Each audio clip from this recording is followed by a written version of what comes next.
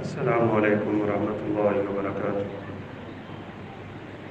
ان الحمد للہ نحمده ونستعینه ونستغفره ونعوذ باللہ من شرور انفسنا ومن سیئات اعمالنا من يهده الله فلا مضل له ومن يضلله فلا هادي له أشهد أن لا إله إلا الله وحده لا شريك له وأشهد أن محمدا عبده ورسوله أما بعد فإن أحسن الحديث كتاب الله وخير الهدي هدي محمد صلى الله عليه وسلم وشر الأمور محدثاتها وكل محدثة بدعة وكل بدعة ضلالة وكل ضلالة في النار يا أيها الذين آمنوا اتقوا الله حق تقاته ولا تموتن إلا وأنتم مسلمون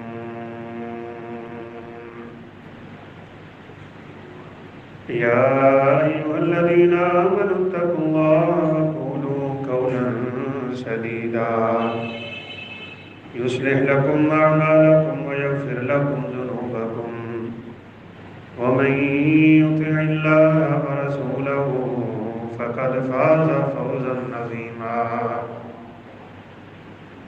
أعوذ بالله من الشيطان الرجيم بسم الله الرحمن الرحيم اقتربت الساعة وانشق القمر وقال الله سبحانه وتعالى في مقام آخر اقترب للناس حسابهم وهم في غفلة معرضون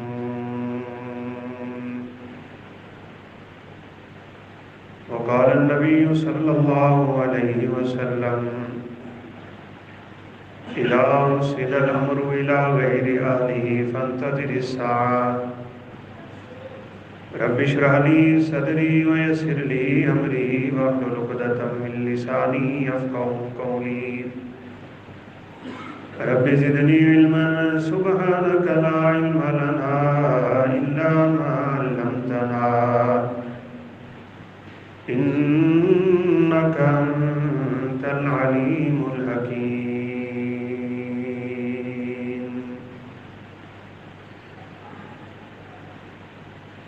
مختصر حمد و ثنا کے بعد رسول اللہ صلی اللہ علیہ وسلم کی ایک حدیث مبارکہ ہے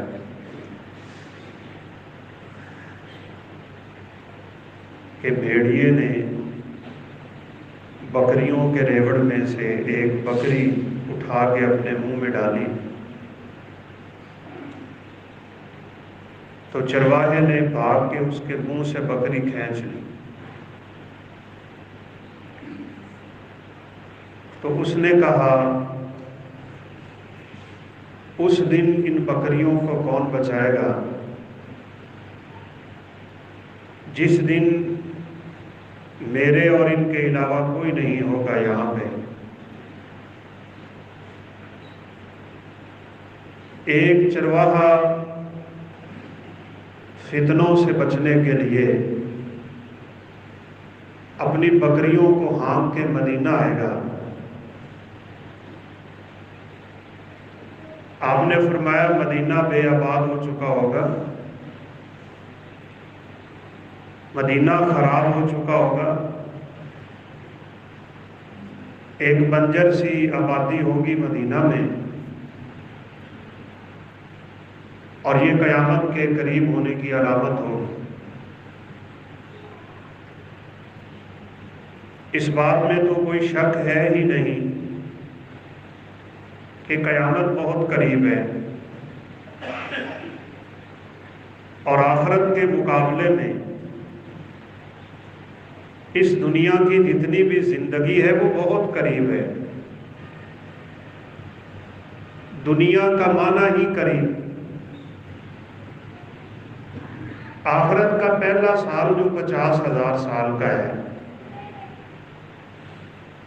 تو اس پوری دنیا کی عمر اس ایک دن کے مقابلے میں بھی کچھ نہیں۔ ایک عام اندازے کے مطابق سیدنا آدم علیہ السلام کو اس دنیا میں آئے زیادہ سے زیادہ 8,000 سال، 10,000 سال ہو چکے ہوں گے۔ آپ کے بعد نبی نہیں ہے، آپ کے بعد قیامت ہے، اور آپ صلی اللہ علیہ وسلم کا فرمان بھی ہے قیامت کی نشانیوں میں آپ نے فرمایا انا والساعۃ کہاتین، آپ نے 2 انگلیاں ملائی، فرمایا بعثت انا والساعۃ کہاتین، میں اور قیامت اتنے قریب ہیں جتنا ان 2 انگلیوں کا فاصلہ ہے۔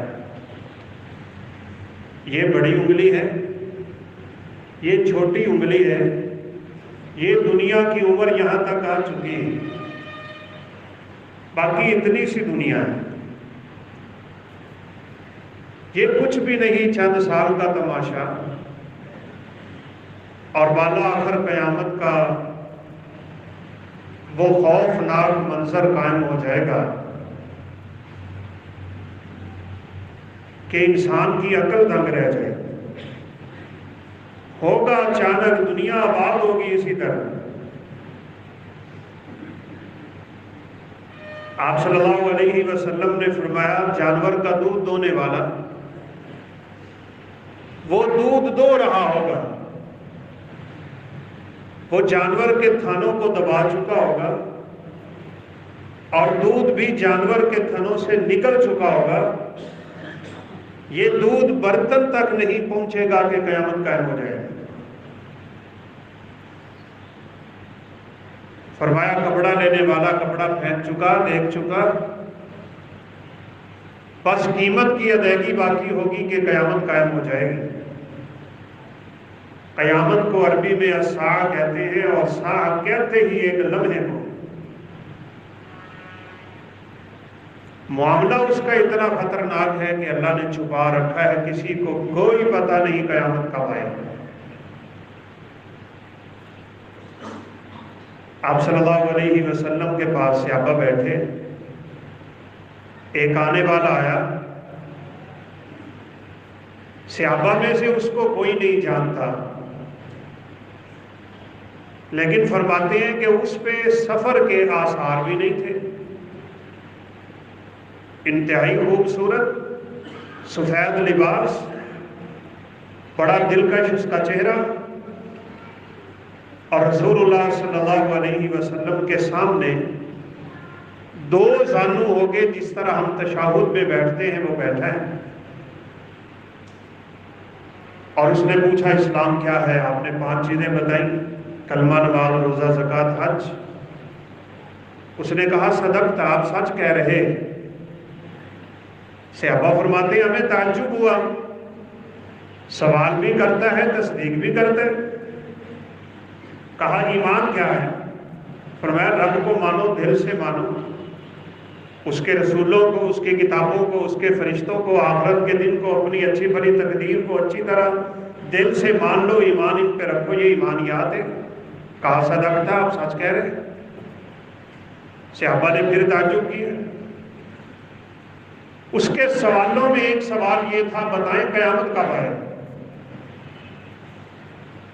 آپ صلی اللہ علیہ وسلم نے فرمایا مل مسئول عنہا بعلم من السائل، اس سوال کو جس سے سوال کیا جا رہا ہے اور جو کر رہا ہے، کرنے والے سے جس سے کیا جا رہا ہے وہ زیادہ نہیں جانتا،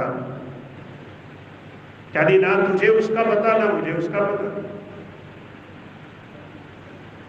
کہا وما عباراتها، چلے آپ اتنا بتا دیں قیامت قائم کب ہوگی، اس کی نشانیاں کیا ہیں؟ ویسے تو یہ ایک تفصیلی مضمون ہے اور موضوع ہے۔ قیامت کی نشانیاں 2 طرح کی، ایک چھوٹی نشانیاں جن کو علامات ساعہ صغریٰ کہتے ہیں،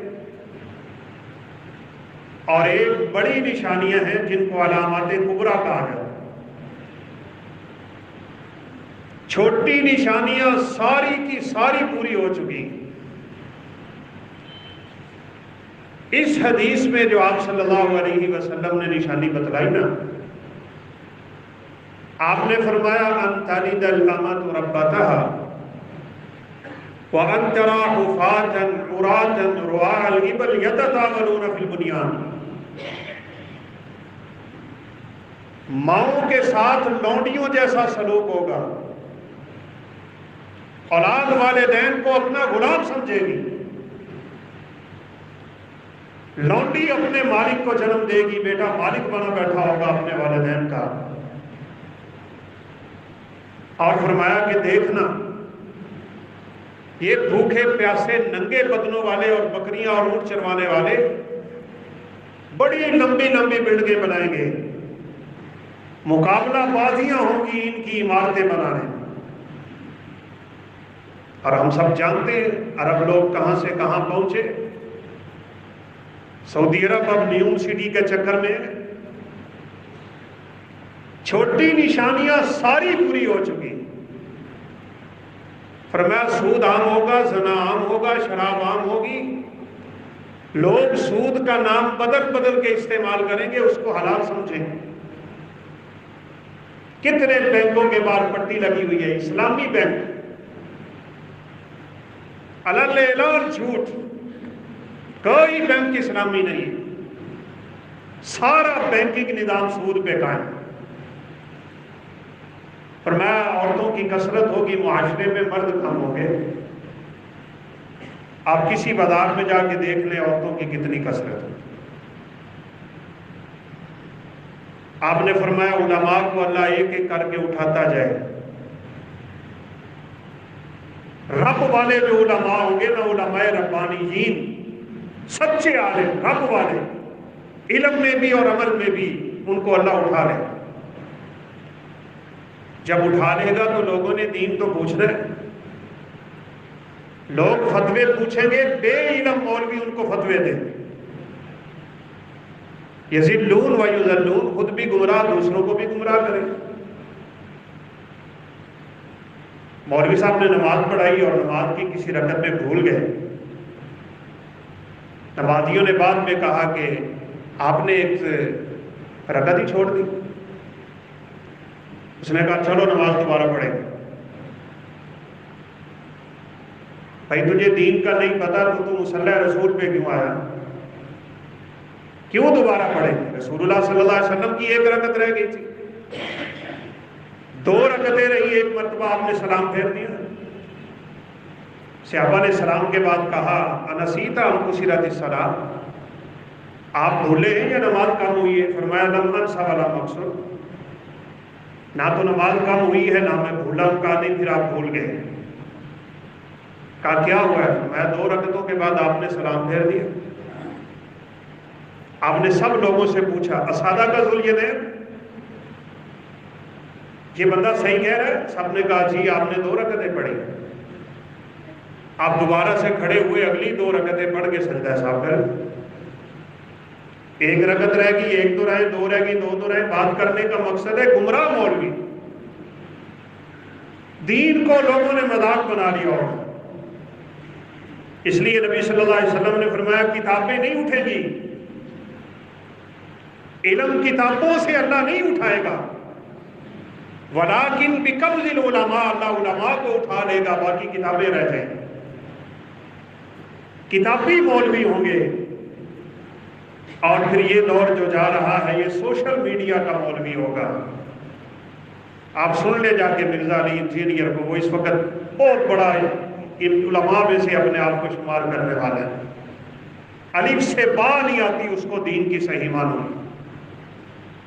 جو جو میرے پیغمبر نے بتایا وہ کام ہوتے جا رہے ہیں، اور جو کچھ پھر ان چیزوں کے مقابلے میں ہونا ہے وہ بھی آپ نے بتایا۔ فحشی عام ہوگی، زنا عام ہوگا، شراب عام ہوگی، اور لوگ زکوٰۃ دینے کو اپنے اوپر بہت بڑا بوجھ محسوس کریں۔ تو آپ صلی اللہ علیہ وسلم نے فرمایا پھر اللہ غیروں کو تم پہ مسلط کر دے، اغیار تمہارے حکمران بنے بیٹھے ہوں گے، ان کے اشاروں پہ ناچنے والے ہوں گی یہ حکومتیں۔ سب کچھ ہو گیا، حتیٰ کہ آپ صلی اللہ علیہ وسلم نے فرمایا مدینہ کے ایک پہاڑ کو آگ لگے گی، اور اس آگ کے شعلے اس قدر بلند ہوں گے کہ کیسر و کسرا کے لوگ اپنے اونٹوں کی گردنیں اس میں دیکھ لیں گے۔ آج بھی آپ جائیں مسجد قباء سے تھوڑا آگے نکلیں تو یہ جلا ہوا پہاڑ کھڑا ہے، اس کا نام ہے جبل محروق، اس کا نام ہی انہوں نے جلا ہوا پہاڑ ہے۔ اور غالباً ابن کثیر رحمۃ اللہ علیہ نے لکھا ہے اس پہاڑ کو جب آگ لگی تو میں مسجد نبوی میں بیٹھا تھا، اس قدر بلند شعلے، آپ اس کا پتھر اٹھا کے دیکھیں گے تو وزن ہے ہی نہیں، چھوٹی چھوٹی ساری کی ساری نشانیاں پوری ہو چکی، 10 بڑی نشانیاں ہیں جو رسول اللہ صلی اللہ علیہ وسلم نے بتلائی۔ اب جو ہی ان میں سے آپ نے فرمایا ایک کا ظہور ہو گیا نا، پچھلی 9 کی 9 اتنی جلدی آئیں گی جیسے تسبیح کا دھاگا ٹوٹ جائے تو من کے نیچے گرتے ہیں، اور لگتا یہ ہے واللہ عالم کے وقت بہت قریب ہے۔ آپ صلی اللہ علیہ وسلم کی ایک حدیث ہے، اور اس کو کچھ علماء موجودہ حالات کے پس منظر میں دیکھ رہے ہیں۔ آپ نے فرمایا کہ بیت المقدس سرزمین شام یہاں حکومت قائم ہو جائے، اس کو دارالخلافہ گویا کہ بنا دیا جائے گا، اور یہ شہر آباد ہونا شروع ہو جائے۔ فرمایا جو ہی یہاں سلطنت منتقل ہوگی، خارب الیثرب، جس کو لوگ کسی دور میں یثرب کہا کرتے تھے، وہ خراب ہونا شروع ہو جائے، مدینہ بے آباد ہونا شروع ہو جائے۔ فرمایا وخراب یثرب ملحمۃ العظمی، جو ہی مدینہ بے آباد ہوگا بڑی جنگوں کا دور شروع ہو جائے گا۔ آپ کے علم میں ہوگا یقیناً کہ اسرائیل کل زمینی حملے کے لیے اپنے ٹینک اتار چکا ہے غزہ کی پٹی میں، 10,000 کے قریب لوگ شہید ہو چکے ہیں، اور اس سے کئی گنا زیادہ زخمی ہیں، اور کئی ملک مل کے اس جنگ کو طول دینا چاہ رہے ہیں۔ اب یہ معاملہ کہاں چلتا ہے، کہاں جا کے رکتا ہے واللہ اعلم۔ ہم تو دعا کر سکتے ہیں کہ اللہ رب العزت ان پہ اپنا رحم فرمائے، ان کافروں کے عزائم کو اللہ نیست و نابود کر۔ لیکن آپ کو پتہ ہے امریکہ اعلان کر چکا ہے یروشلم اسرائیل کا دارالخلافہ ہے، اسرائیل اپنا دارالخلافہ یہاں منتقل کرنا چاہ رہے ہیں، اور جو ہی اس پٹی کو خالی کر کے یہاں اپنا دارالخلافہ بنائے گا تو یہ مدینہ آباد ہو جائے گا، یہ شہر پیڑکوں کے شہر ہوں گے۔ اور آپ نے فرمایا جب شام آباد ہوگا تو مدینہ خراب ہو جائے گا، اور مدینہ خراب ہوگا تو جنگوں کے دور شروع ہوں گے۔ ایک بہت بڑی جنگ یہودیوں سے عیسائی اور مسلمان مل کے کریں، اور رسول اللہ صلی اللہ علیہ وسلم نے فرمایا یہودی پسپا اللہ اہل کتاب کو اور اہل اسلام کو فتح نصیب کرے گا۔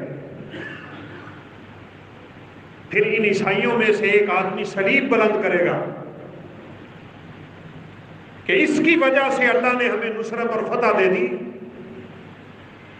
اور اس کے بدلے مقابل مسلمان اس میں برے بھلے الفاظ بولے گا، ان کی لڑائی ہوگی، وہ ایک دوسرے کو قتل کر دیں۔ ان کے قتل ہونے کے بعد اسلام اور عیسائیت کی لڑائیاں شروع ہو جائیں گی۔ یہ دور لگتا ہے بہت قریب آ رہا ہے، حالات بڑی تیزی سے اس طرف جا رہے ہیں۔ اور ہاں، ایک بات تو آپ اپنے دماغ سے نکال دیں کہ ایران کی جھوٹی اور صرف دکھلاوے والی آوازوں سے کبھی دھوکہ نہ کھا لینا۔ یہ مکار انسان ہے، لوگوں کے دلوں میں جھوٹی محبت اپنی پیدا کرنے میں بڑے ماہر۔ آج کل بہت سے پڑھے لکھے نوجوان کہتے ہیں دیکھیں جی ساری دنیا خاموش بیٹھی ہے اور ایران امریکہ اور اسرائیل کو دھمکیاں دے رہا ہے۔ ان سادہ سے مسلمانوں کی زبانوں پہ ایران کی محبت کے نعرے آ گئے۔ شیعہ کبھی بھی اسلام کا اور مسلمانوں کا خیر خواہ نہیں ہو سکتا، نہ ہی کبھی اس کے ہاتھ سے کسی غیر مسلم کو نقصان پہنچتا ہے۔ یہ باتیں کوئی میری نہیں، میں کوئی زیادہ سیاسی تجربہ نہیں رکھتا ہوں، لیکن رسول کائنات علیہ الصلوۃ والسلام کے فرامین اس کی طرف اشارہ کرتے ہیں۔ فرمایا دجال نکلے گا، 70,000 یہودی سبز ٹوپیاں سر پہ پہنے اصفہان کے علاقے سے نکل کے دجال کے ساتھ مل جائیں۔ اصفہان ایران کا شہر ہے، اس کا مطلب کہ یہاں یہودی گٹھ جوڑ کر کے اکٹھے ہوں گے۔ تجارتیں تو آج بھی ان کے ساتھ ہیں، لین دین تو آج بھی ان کے ساتھ ہیں۔ ان کی پارلیمنٹ میں کوئی سنی نہیں ہے، 22 کے قریب یہودی ہیں۔ صرف دھوکہ دونوں قوموں کا مسلمانوں کو، اور مسلمان بڑے سادہ ہیں۔ یہ جنگیں اہل اسلام کے ہاتھ میں ہی آئیں گی، جھنڈا فتح کا ان کے ہاتھ میں ہی آئے گا۔ اور جب یہ جنگیں عروج پا رہی ہوں گی، رسول اللہ صلی اللہ علیہ وسلم نے فرمایا وَمَلْحَمَةٌ الْعُظْمَى فتح قسطنطنیہ، قسطنطنیہ فتح ہو جائے گا۔ اور یہ قسطنطنیہ کی جنگ آخری جنگ ہے۔ اس سے پہلے بڑی جنگیں ہیں، میں نے پہلے بھی اشارہ کیا، اتنی لاشیں ہوں گی اس زمین پہ، اتنے مردار ہوں گے اس زمین پہ۔ رسول اللہ صلی اللہ علیہ وسلم نے فرمایا پرندہ پیدا ہوتے ہی اڑ کھڑا ہوگا، مرتے دم تک پرندے کو لاشوں کے علاوہ کوئی شے نظر نہیں آئے۔ اور بعض لوگ کہتے ہیں اس کو زمین خالی نہیں ملے گی جس جگہ پہ وہ بیٹھ جائے۔ یہ ظاہراً کوئی پرندہ بڑا نفیس ہوگا، وگرنہ گندے پرندے تو لاشوں پہ بیٹھتے ہیں تو وہ گوشت کھاتے ہیں۔ لاشیں ہی لاشیں، خون ہی خون ہوگا، اختلاف ہی اختلاف ہوں گے، لڑائیاں ہی لڑائیاں ہوں گی۔ فرمایا پھر فتح قسطنطنیہ ہوگی، اور یہ فتح بھی بڑی عجیب فتح ہے، ہمیں اپنے پیغمبر کے فرامین پہ بالکل سچا یقین۔ آپ صلی اللہ علیہ وسلم نے فرمایا یہ لڑائی اسلحہ کی نہیں ہے، اس میں تلواریں نہ چلیں گی، اس میں نیزے نہیں ہوں گے، اس میں دھماکے نہیں ہوں گے، اور شاید کہ اللہ جانتا ہے یہ ایٹم کیا بنے گے ان کا، اللہ کے علم میں۔ اب ہر ملک تجربے کرنے لگ گیا تاکہ ہماری طرف کسی کا رخ نہ ہو، ہم ذرا اپنے دفاع کا کنٹرول کر دیں۔ آپ صلی اللہ علیہ وسلم نے فرمایا مسلمانوں کا ایک عظیم لشکر قسطنطنیہ کے قریب آ کے اللہ رب العزت کی وحدانیت کا نعرہ لگائے گا، اللہ اکبر لا الہ الا اللہ۔ ان کے اس کلمے کے زور سے قسطنطنیہ کی دیوار گر جائے۔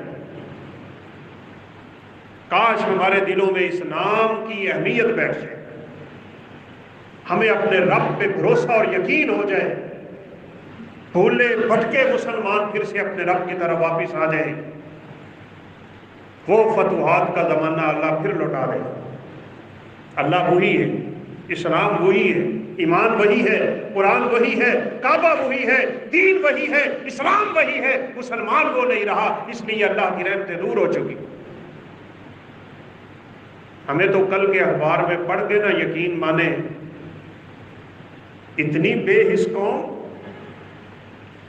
کہ وزیر اعلیٰ نگران جو ہے پنجاب کا، اس کی طرف سے الحمرا حال میں 16 دن مسلسل گلوکاروں کا ایک فنکشن ہو رہا ہے، گانے گائیں گے آ کے فنکار وہاں پہ، ادھر مسلمان کچلے جا رہے ہیں۔ ان بدبختوں کو اتنا بھی نہیں یقین اور اتنا بھی نہیں پتا کہ ہم نے بھی مرنا ہے۔ کیا جواب دیں گے؟ کیا چہرہ دکھائیں گے کل قیامت کے دن اپنے پیغمبر کو؟ کس منہ سے آئیں گے اپنے رب کے سامنے؟ کوئی دور تھا کہ کسی علاقے کا مسلمان آواز دیتا، کہاں سے چلا تھا؟ محمد بن قاسم، راجہ داہر کے درگے میں ایک بیٹی کی آواز تھی، بس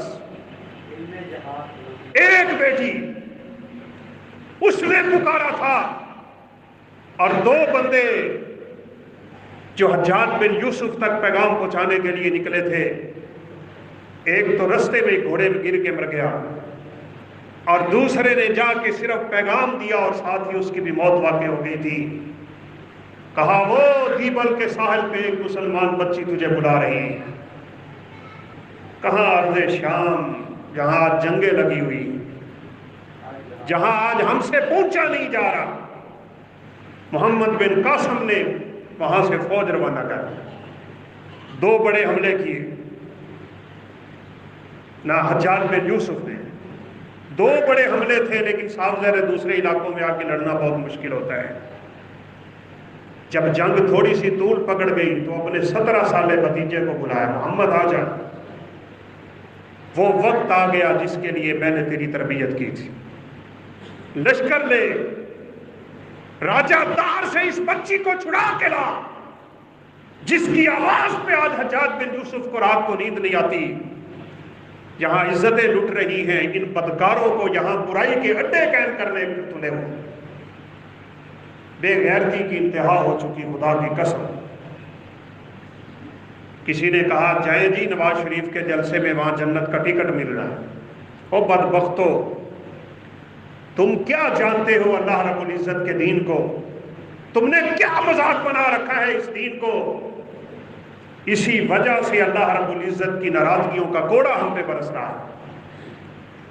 اسلام کو کھیل تماشا بنا دیا۔ کوئی کیا کہہ رہا ہے، کوئی کیا کہہ رہا ہے۔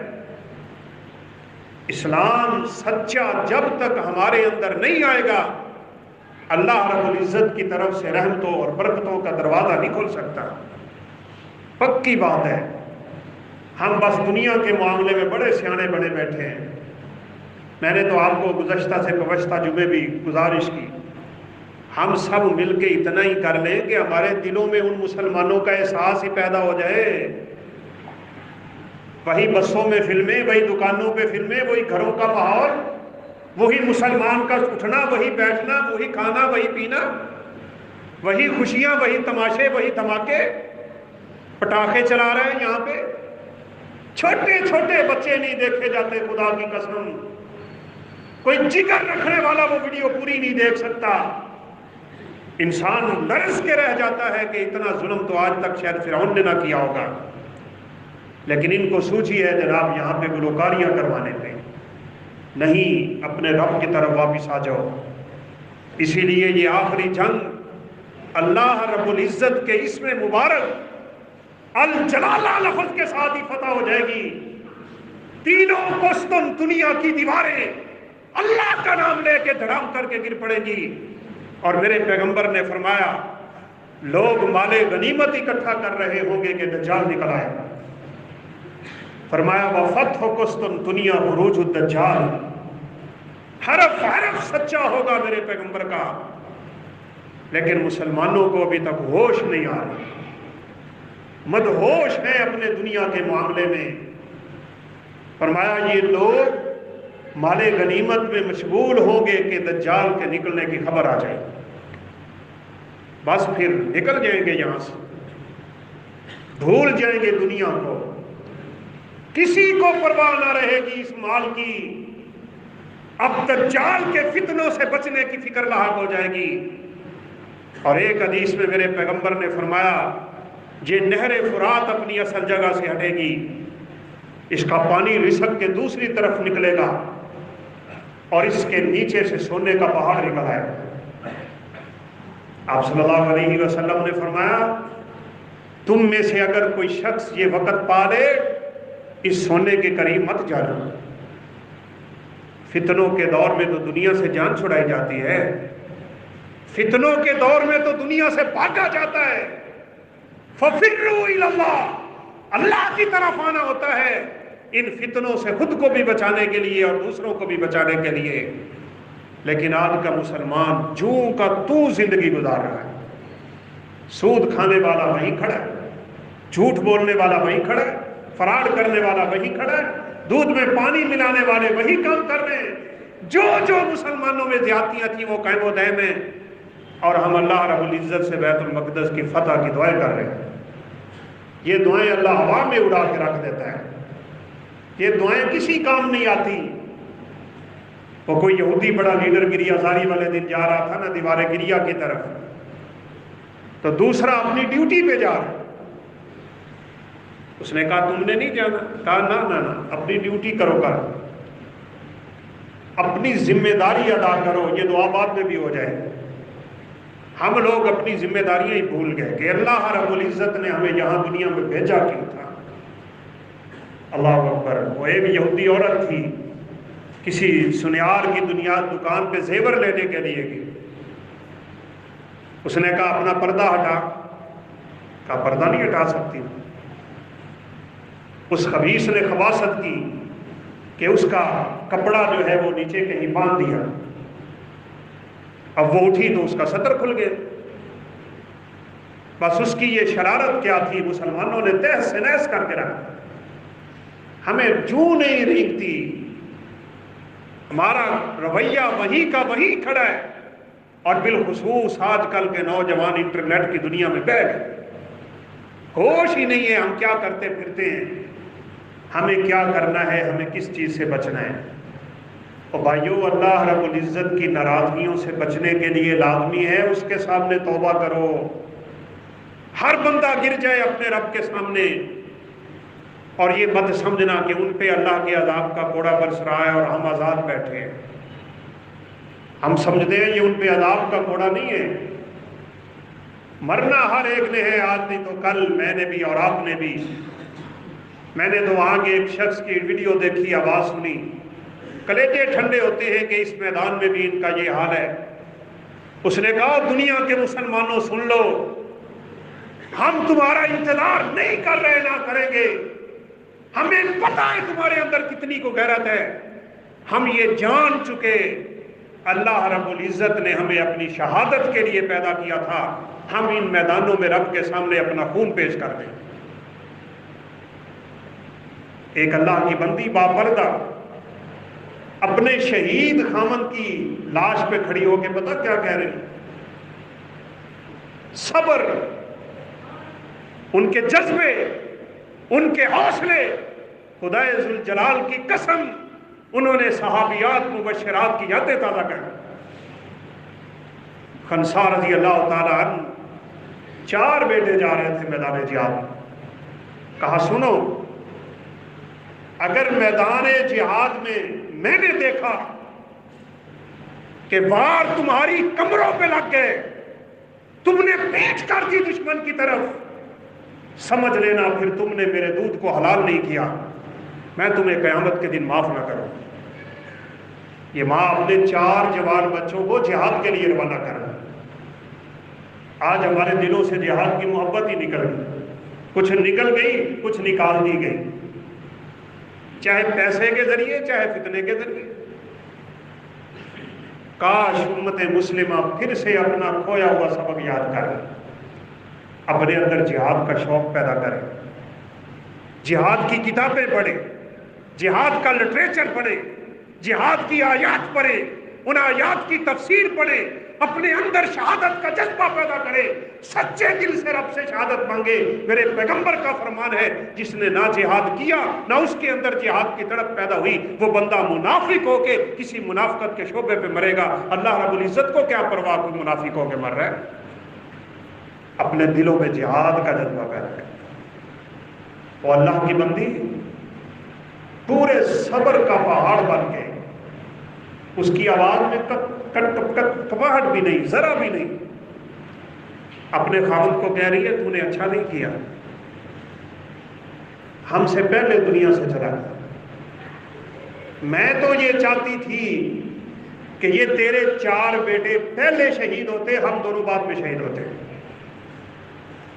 اپنے خامند کی لاش پہ کھڑی ہو کے اپنی شہادت کی تمنا کر رہی، چھوٹے چھوٹے بچے۔ میں نے ایک 10-12 سال کے بچے کی ویڈیو دیکھی، شاید آپ نے بھی دیکھی ہو۔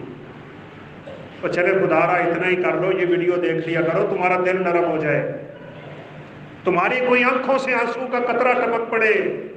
وہ فلمیں دیکھنے والوں، اللہ کو ناراض کرنے والوں، اللہ رب العزت بہت ناراض ہے اس وقت مسلمانوں سے، اس بات میں کوئی شک نہیں ہے۔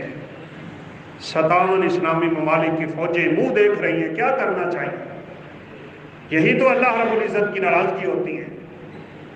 یہی میرے پیغمبر نے فرمایا تھا، بزدلی تمہارے اندر پیدا ہو جائے گی، یہ شجاعت اور بہادری اللہ کھینچ لے گا۔ یہ کھینچتا ہی تب ہے جب لوگ حرام کی کمائیاں کھاتے ہیں اور حرام کی پیداوار پہ پلتے ہیں، پھر نہیں سنتا اللہ کسی کی۔ رو رہے ہیں لوگ نمازوں میں بھی، رو رہے ہیں لوگ دعاؤں میں بھی، روتے رہے۔ رسول اللہ صلی اللہ علیہ وسلم نے تو یہاں تک فرما دیا تھا، دور دراز کا سفر کر کے آنے والا، 2 چادریں لباس کی اس کی، بیت اللہ کے صحن میں حجر اسود کے سامنے اللہ کے سامنے ہاتھ پھیلا کے کہتا ہے یا رب یا رب، اللہ اللہ کیے جا رہا ہے۔ اس کی حالت بھی ہے کہ اس کی دعا قبول کی جائے۔ یہ لباس اتار دینا جسم سے کوئی آسان بات ہے؟ کون گوارا کرتا ہے، کون پسند کرتا ہے؟ لیکن بڑے بڑے امیر زادے اتار کھڑے، کوئی فرق نہیں وہاں امیر اور غریب کا، ایک ہی لباس میں ہوتے ہیں تاکہ پتہ نہ چلے کون امیر ہے کون غریب ہے۔ وہاں آپ نے فرمایا وہ دعا کیے جا رہا ہوتا ہے۔ دعا کیا کرتا ہے؟ یا رب یا رب، اللہ میری سن، اللہ میری سن۔ آسمان سے آواز آ رہی ہوتی ہے، کیف یستجاب، انا یستجاب، اکل کا حرام، شرب کا حرام، لبس کا حرام۔ اور تیری دعائیں اللہ کیوں سنے؟ تیرا کھانا حرام کا، تیرا پینا حرام کا، تیرا پہناوا حرام کا، تیرے بچوں کی پرورش حرام کی۔ اور نبی کائنات علیہ السلام نے فرمایا، حرام کی کمائی سے پلے ہوئے جسم جہنم کا ایندھن بننے کے زیادہ حقدار ہوتے ہیں۔ اللہ کیسے سن لے بھائی؟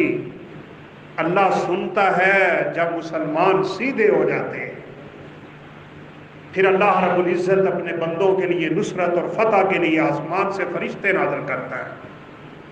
5000 فرشتہ نازل ہوا تھا بدر کے میدان میں، 5000۔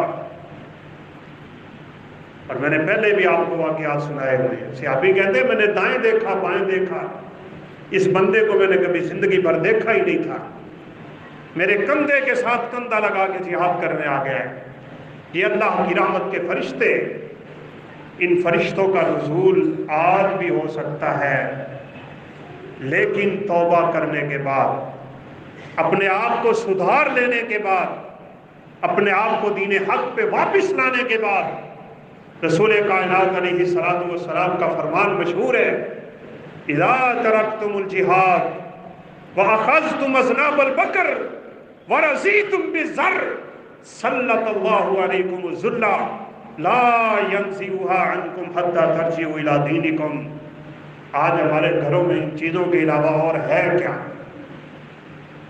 آپ صلی اللہ علیہ وسلم نے فرمایا تجارتیں تمہارا مشغلہ بن گئی، کھیتی باڑی میں تم مشغول ہو گئے، تجارتیں تم نے شروع کر دی، جہاد تم نے چھوڑ دیا، رب کے دین سے دور ہو گئے، اللہ تم پہ ذلت و رسوائیاں نازل کرے گا۔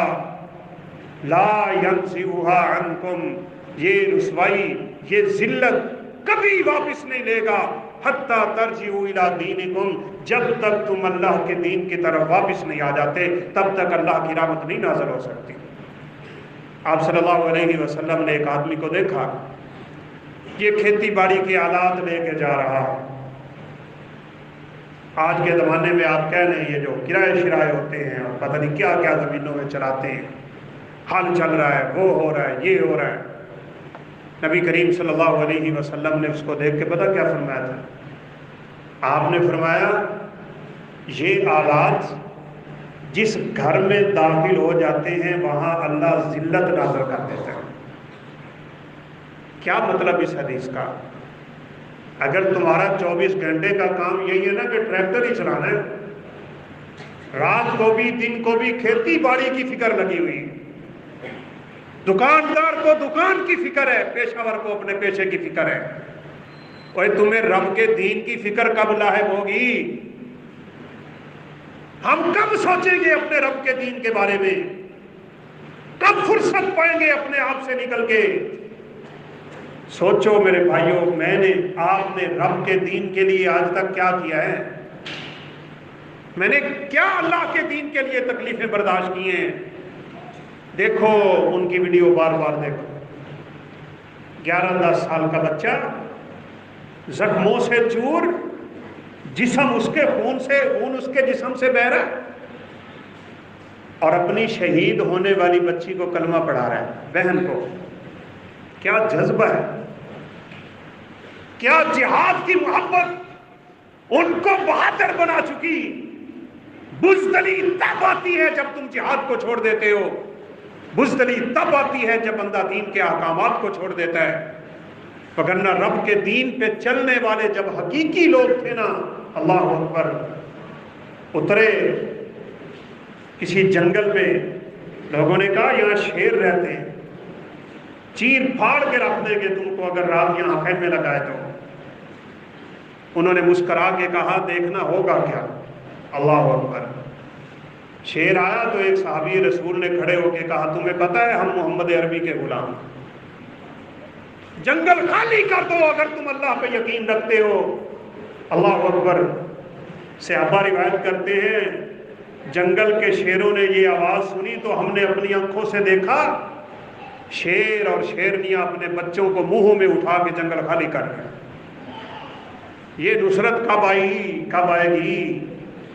جس حال میں اور آپ جی رہے ہیں تصور بھی نہ کرو۔ واپس آؤ، رب کے دین کی طرف واپس آؤ۔ آج فرصت ہے، آج وقت ہے۔ توبوا الی اللہ توبۃ نصوحا، پکی سچی توبہ کر کے دنیا سے منہ موڑ لو، قبل اس کے کہ اللہ کی ناراضگی کا یہ کوڑا آگے پھیلتا چلا جائے۔ پھیلنا تو ہے ہی ہے، سیدھی سی بات ہے۔ آپ بھی سن چکے ہوں گے، میں بھی سن چکا ہوں، انہوں نے کہا ہماری یہ جنگیں مشرق وسطیٰ سے بھی آگے نکلیں گی، ہدف تو ہمارے علاقے ہیں، ہدف تو ہمارا ملک ہے۔ چائنا بھی اپنے 6 بحری بیڑے چھوڑ چکا، کیا ٹکراؤ ہونے والا ہے، کیا کچھ ہونے والا ہے اللہ جانتا ہے۔ لیکن میرے بھائیوں، حالات بڑی تیزی سے بدل رہے ہیں، اور جو کچھ میرے پیغمبر نے اشارہ کیا تھا، جنگوں کا دور ہوگا، اختلافات عروج پہ ہوں گے، پھر دجال بھی نکلے گا، پھر دجال کے نکلنے کے بعد یاجوج ماجوج ہوں گے، قتل عام ہوگا دنیا میں، پھر مسجد مینار پہ، مینار دمشق کی مسجد کے مینار پہ اللہ رب العزت عیسیٰ علیہ السلام کو نازل کرے گا، پھر خروج ہوگا سیدنا مہدی علیہ السلام کا۔ رسول اللہ صلی اللہ علیہ وسلم نے فرمایا ان کا نام اور کنیت میرے جیسی ہوگی، ابو القاسم احمد ان کا نام ہوگا۔ اللہ ان کے ہاتھ پہ دوبارہ دنیا میں اسلام کا جھنڈا بلند کر دے۔ یہ وقت آ رہا ہے، کب تک ہمارے پاس فرصت ہے؟ ہاں اتنی بات تو ضرور ہے، میں بات ختم کرتا ہوں۔ نبی کریم صلی اللہ علیہ وسلم نے دیکھا ایک لاش جا رہی ہے، ایک میت جا رہی ہے، لوگ اس کو لے کے جا رہے تھے، تو آپ صلی اللہ علیہ وسلم نے فرمایا قیامت تو نہ جانے کب قائم ہونی ہے، اما ھذا فقد قامت ساعتہ، اس بندے کی قیامت تو قائم ہوگی۔ چلنا رب کے پیش ہو ذرا تو، خدائے ذوالجلال کی قسم اٹھا کے کہتا ہوں، قرآن میرے سامنے ہے، اس دنیا سے جانے والا دن اور رب کے سامنے کھڑا ہونے والا دن بڑے سخت اور خطرناک دن ہیں۔ ان کی تیاری میں لگ جاؤ اللہ کے بندو، ان کی تیاری میں لگ جاؤ۔ چند دن کے دنیا کے تماشوں سے اور دھوکوں سے دھوکہ نہ کھائیں، اپنے دشمن کو دشمن سمجھو۔ شیطان تمہارا بہت بڑا دشمن، خواہشات تمہارا بہت بڑا دشمن، اپنے نفس کی منمانیاں تمہارا بہت بڑا دشمن، یہود و نصارہ تمہارے بہت بڑے دشمن۔ ہم نے گزشتہ جمعے بھی اشارہ کیا، اتنا ہی کر لیں ہم ان کی مصنوعات کا بائیکاٹ کر دیں۔ یہ انبیاء کی سنت ہے، مت سمجھیے یہ مولویوں کی اپنے شغلے ہیں۔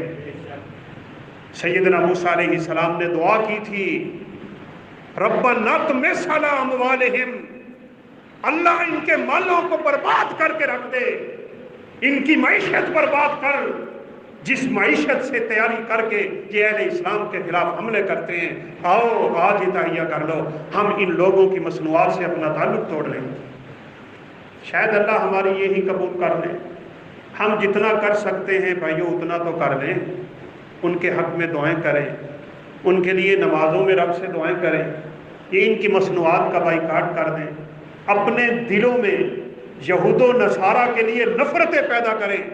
رسول کائنات علیہ السلام یہی سبق دیتے رہے، فرمایا تم جا رہے ہو نا اور سامنے گلی میں کوئی عیسائی یا یہودی آ رہا ہو، اس کو تنگ رستے کی طرف مجبور کر دو، جرأت نہیں ہونی چاہیے اس کی کسی اہل اسلام کے علاقے میں وہ گردن پھیلا کے چلے، اسے یہاں رہنا ہے تو جزیہ دے کے رہے۔ لیکن آج حالات ہی الٹ ہو گئے، مسلمان ٹیکس دے کے رہے ہیں، ہم غیروں کو ٹیکس دے رہے ہیں اور ہم غیروں کو پیسہ دے رہے ہیں۔ ہر گھر سے اسرائیل پیسہ نکال رہا ہے، جس ذریعے سے بھی نکال رہا ہے، اور اسی کو ہٹ کے مسلمانوں کے خلاف استعمال کیا جا رہا ہے۔ آپ نے دیکھا ہوگا یہ جو بڑے بڑے ہوٹل ہیں میکڈونلڈ وغیرہ، کیا ہوا ہے، لوگوں نے اشتہار چلائے کہ ان کا بائیکاٹ ہونا چاہیے، انہوں نے اپنے شاپروں کے اوپر اسرائیل کا جھنڈا بنا، شیل ختم ہو گیا، ٹوٹل جا رہا ہے، اپنے شاپر اسرائیل کے جھنڈوں والے بنا کے ان کے اندر کھانا پیش کر کے تیری اور میری غیرت کو للکار رہے ہیں، جاؤ جتنا کرنا ہے کر لو، ہمارا یہ پیسہ اسرائیل کی طرف جائے گا اور اسرائیل سے ہو کے تمہارے اوپر برسے گا اور اللہ رب العزت تمہارے اوپر یہ عذاب نازل کرتا رہے۔ بھائیو سیدھی سی بات ہے، میں وہی مثال دے کے بات ختم کر دیتا ہوں۔ وہ چنگیز یا ہلاکو کی بیوی یا اس کی بیٹی تھی، دیکھا تو ایک بندہ کھڑا ہے، اس کے پاس 5-7 لوگ ہیں، کہا بلاؤ اس مولوی صاحب کو۔ مولانا کو بلا کے کہا مانتے ہو کہ اللہ نے ہمارے ہاتھوں تمہیں شکست دے دی؟ اس نے کہا بالکل مانتا ہوں۔ کہا مانتے ہو تم زیر ہو چکے؟ کہا مانتا ہوں۔ کہا پھر مانتے ہو اللہ ہم سے تمہاری نسبت زیادہ محبت کرتا ہے، اسی لیے تو اس نے ہمیں فتح دی؟ کہا یہ نہیں ہے، یہ بات نہیں ہے۔ کہا پھر کیا بات ہے؟ کہا کبھی دیکھا بکریوں کا چرواہا بکریاں لے کے جا رہا، ساتھ اس کے کتے ہوتے، بتاؤ یہ کتے کس لیے ہوتے ہیں؟ کہا ہاں، جو بکری اس کے ہاتھ سے نکل رہی ہوتی ہے تو وہ کتا چھوڑتا ہے تاکہ اسے واپس لے کے آئے۔ کہا سنو، پھر اس زمین پہ تم اللہ کے بنائے ہوئے کتے ہو، ہم مسلمان جب اللہ کے حکموں سے زیادہ دور نکلتے ہیں تو اللہ یہ کتے ہمارے پیچھے چھوڑ دیتا ہے۔ کاش ہم سمجھ جائیں یہ کتے رب نے چھوڑے ہوئے میری اور آپ کی آزمائش کے لیے، لیکن اگر میں آج بھی نہیں سمجھا، نہ سمجھو گے تو مٹ جاؤ گے، تمہاری داستان تک نہ رہے گی داستانوں میں۔ اللہ رب العزت ہمارے فلسطین بھائیوں پہ رحم فرمائے، اللہ رب العزت ان کی نصرت اور تائید فرمائے، فرشتوں کا نزول فرمائے اور دشمن کو اللہ وہاں نیست و نابود فرمائے اور ان کے عزائم کو اللہ خاک میں ملا دے۔ ہمارے اندر اللہ جذبہ جہاد پیدا فرمائے، ایمان کی محبت اور دولت نصیب فرمائے، اللہ ہمیں سعادت کی زندگی اور شہادت کی موت دے۔ وآخر دعوانا الحمدللہ رب العالمین۔